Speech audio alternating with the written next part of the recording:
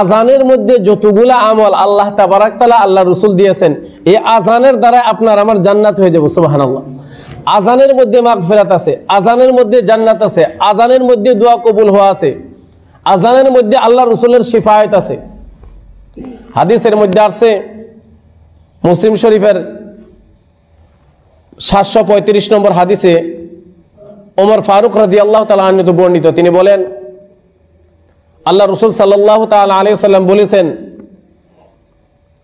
মান ক্বালা ইদা সামিআতুমুল মুয়াজ্জিন, যে সময় মুয়াজ্জিনে বলে ওই সময় যদি মুয়াজ্জিনের সাথে সাথে তারা বলে আল্লাহু আকবার আল্লাহু আকবার, ফাকালা আহাদুকুম আল্লাহু আকবার আল্লাহু আকবার, যে সময় মুয়াজ্জিনে বলে আল্লাহু আকবার আল্লাহু আকবার, ওই সময় তোমাদের মাঝ থেকে কেউ যদি বলে আল্লাহু আকবার আল্লাহু আকবার, যে সময় মুয়াজ্জিনে পড়বে আশহাদু আল্লা ইলাহা ইল্লাল্লাহ, তোমরাও যদি পড়ো আশহাদু আল্লা ইলাহা ইল্লাল্লাহ, যে সময় মুয়াজ্জিন পড়ে আশহাদু আন্না মুহাম্মাদার রাসূলুল্লাহ, তোমরাও যদি পড়ো আশহাদু আন্না মুহাম্মাদার রাসূলুল্লাহ, যে সময় মুয়াজ্জিন পড়ে হাইয়া আলাস সালাহ, তোমরাও যদি সাথে পড়ো লা হাওলা ওয়ালা কুওয়াতা ইল্লা বিল্লাহ, যে সময় মুয়াজ্জিন পড়ে হাইয়া আলাল ফালাহ, তোমরা তো সময় যদি পড়ো লা হাওলা ওয়ালা কুওয়াতা ইল্লা বিল্লাহ, যে সময় মুয়াজ্জিন বলবে আল্লাহু আকবার আল্লাহু আকবার,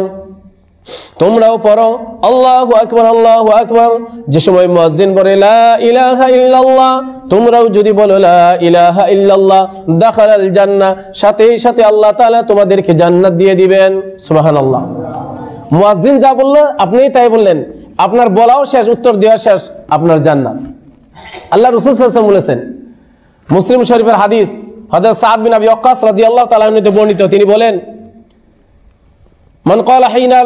মান ক্বালা ইয়াসমাউল মুয়াজ্জিন, যে সময় মুয়াজ্জিনের আওয়াজ কেউ শুনে, শোনার পরে সে যদি পড়ে আশহাদু আল্লা ইলাহা ইল্লাল্লাহ ওয়া আন্না লা শারীকা লা ওয়া আন্না মুহাম্মাদান আবদুহু ওয়া রাসূলুহু রাদিতু বিল্লাহি রাব্বা ওয়া বিল ইসলামি দীনা ওয়া বি মুহাম্মাদ নাবিয়্যা, এতটুকু দোয়া যদি কেউ পড়ে মুয়াজ্জিনে আযান শোনার পরে, এই দোয়াটুকু যদি কেউ পড়ে নেয় গুফির লাহু যামবু, আল্লাহ তাআলা তার জিন্দেগীর সমস্ত গুনাহ মাফ করে দিবেন। সুবহানাল্লাহ।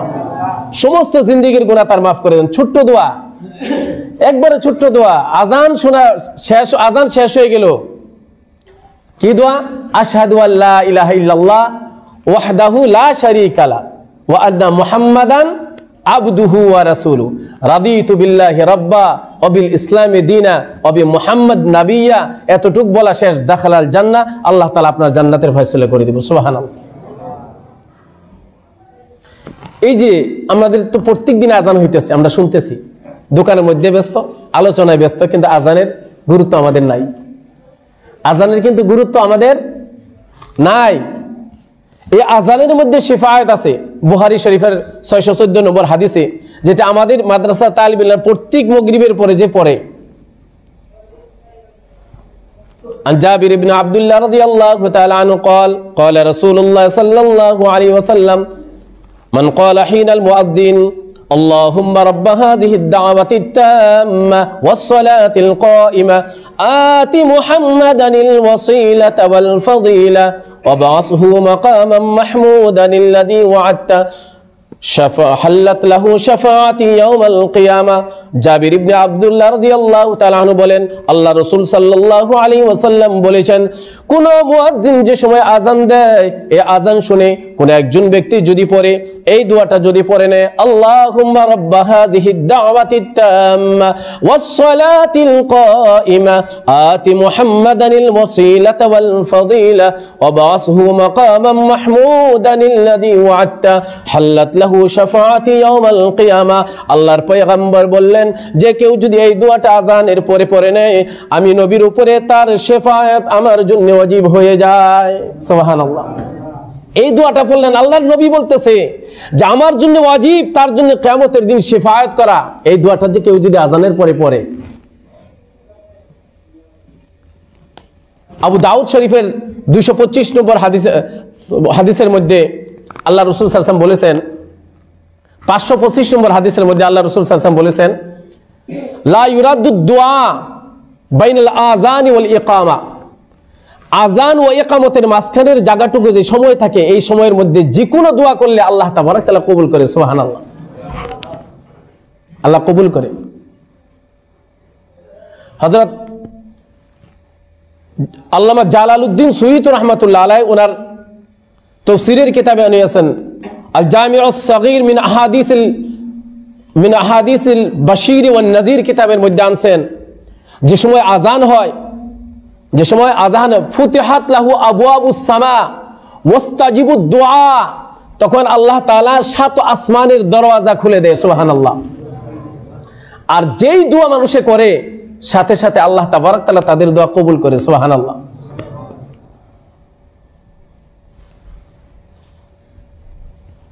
আল্লাহ রাসূল সাল্লাল্লাহু তাআলা আলাইহি ওয়াসাল্লাম বলেছেন, কেউ যদি আমার উপরে একবার দরুদ পড়ে, আল্লাহ তাবারক তাআলা তার উপরে 10টা রহমত অবতীর্ণ করে দেয়। সুবহানাল্লাহ। এই হাদিসটি ওই সময় বলেছিলেন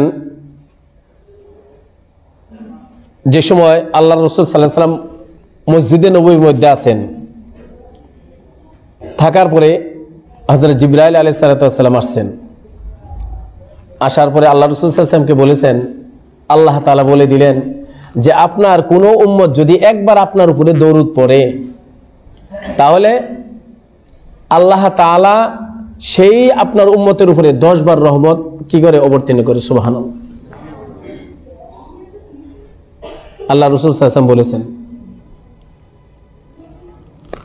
একজন যে সময় আল্লাহ রাসূল সাল্লাল্লাহু আলাইহি ওয়াসাল্লাম এই হাদিস যে সময় জিবরাইল আলাইহিস সালাম খবর দিলেন, এটা শোনার পরে আল্লাহ রাসূল সাল্লাল্লাহু আলাইহি ওয়াসাল্লাম মসজিদে নববী থেকে বাইরে গেছেন। আব্দুর রহমান বিন আউফ রাদিয়াল্লাহু তাআলা আনহু বলতেছেন, এই হাদিসটা ইমাম আহমদ বিন হাম্বল রাহমাতুল্লাহ আলাইহি মুস্তাদরাকুল ঈমানের মধ্যে বর্ণনা করেছেন। আন আব্দুর রহমান বিন আউফ রাদিয়াল্লাহু তাআলা আনহু قال خرج النبي صلى الله تعالى عليه وسلم, আল্লাহ রাসূল সাল্লাল্লাহু আলাইহি ওয়াসাল্লাম মসজিদে নববী থেকে এক খেজুর বাগানের দিকে চলে গেলেন। লম্বা সময় পর্যন্ত যে সময় আল্লাহর পয়গম্বর মসজিদের মধ্যে ফিরে না আসলেন, আমি নবীজির পিছনে আমি খেজুর বাগানের মধ্যে চলে গেলাম।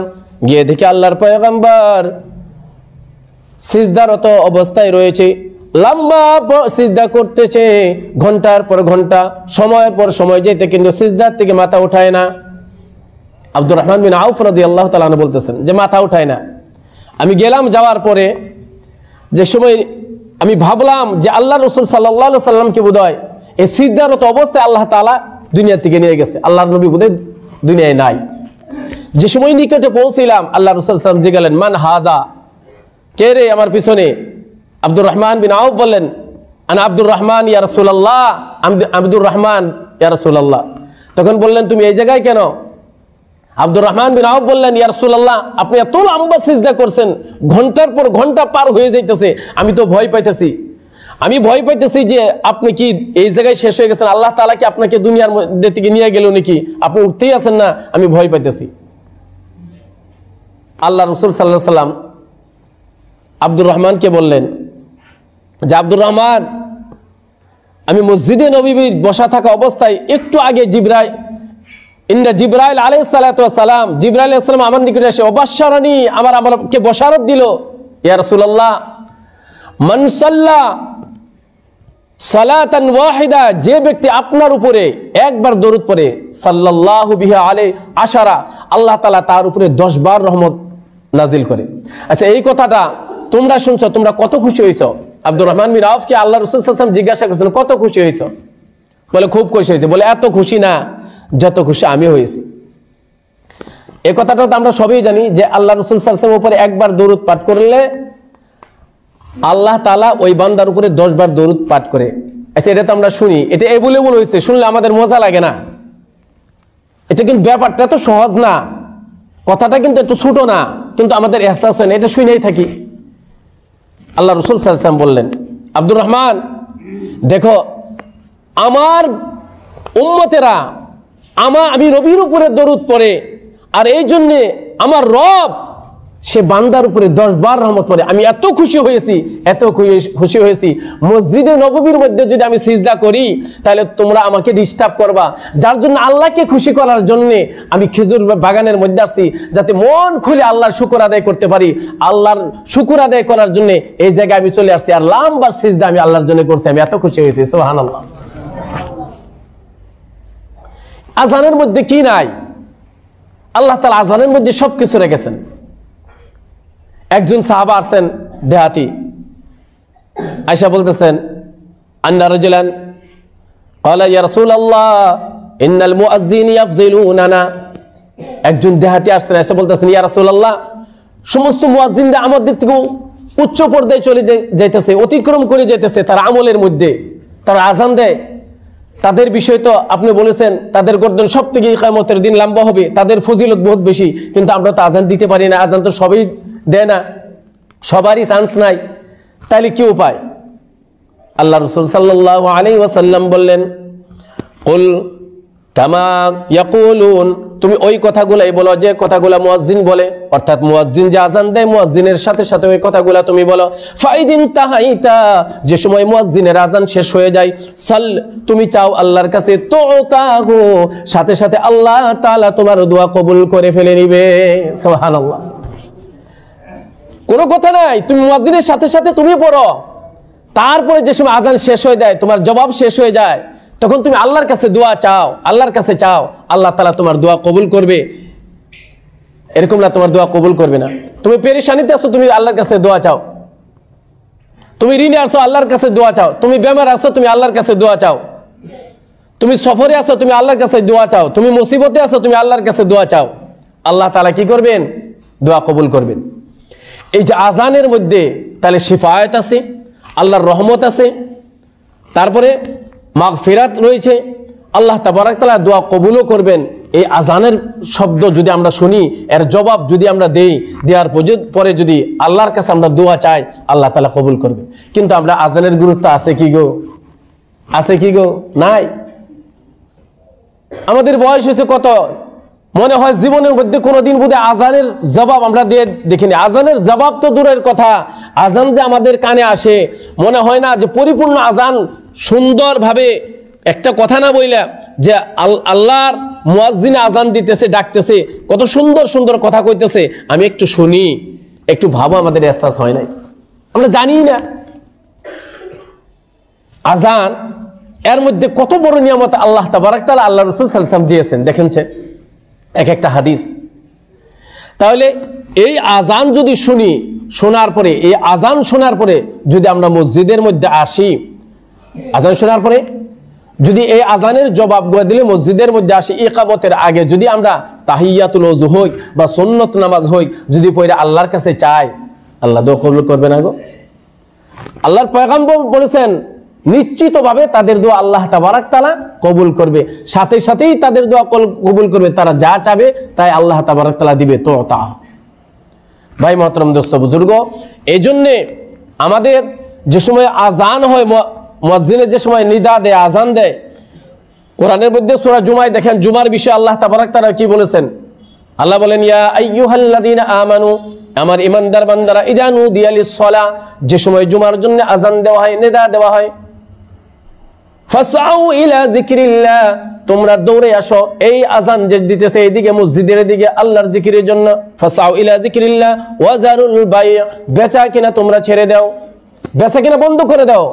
আজান শুরু হয়ে গেছে, সবকিছু বন্ধ করে দাও, আজান শোনো গুরুত্ব দিয়ে, আজান গুরুত্ব দিয়ে তোমরা শোনো। আমি আরেকদিন বলেছি এই কথাটা, হয়তো এর মধ্যে ইখতিলাফ রয়েছে যে জুমার প্রথম আজানের পরে না এই যে মুয়াজ্জিনে যে খুতবার আগে যে আজান দেয় এরপরে, এর মধ্যে কিছু গুণে উলামাদের ইখতিলাফ আছে, কিন্তু এইটা জরুর যে আজানের পরে বেচা কিনা করাটা হারাম, আজানের পরে বেচা কিনা করাটা হারাম, আজানের পরে বেচা কিনা করাটা হারাম। এই যে নেদাদের দেওয়া হয়, আজান যে দেওয়া হয়, কিসের জন্য জানেন? মানুষকে সতর্কতা অবলম্বন করে যে আল্লাহ ব্যতীত কোনো মাবুদ নাই, আল্লাহ ব্যতীত কোনো মাবুদ নাই। তুমি দোকান করতেছো, যা করতেছো, সেকেন্ডের মধ্যে তোমার দোকান আল্লাহ শেষ করে দিবেও।